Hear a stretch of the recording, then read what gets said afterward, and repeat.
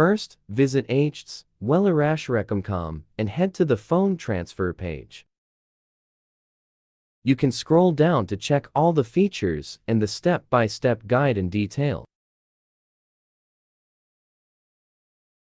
After that, click the Back to Top button. Click the Try for Free option to download it on your computer. Double-click the iReaShare phone transfer installer to install it on your computer by following the step-by-step guide. Once finished, click Finish to close setup. To transfer apps from Vivo to Redmi, run the software on your computer. Connect your Vivo phone to the computer via USB. The software will quickly recognize your Vivo phone.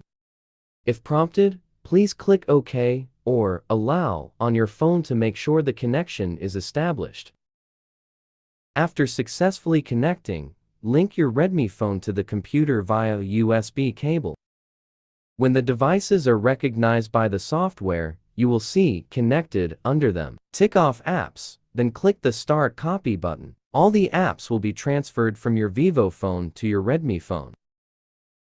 It will take some time, please be patient. Click OK when the apps transfer is finished.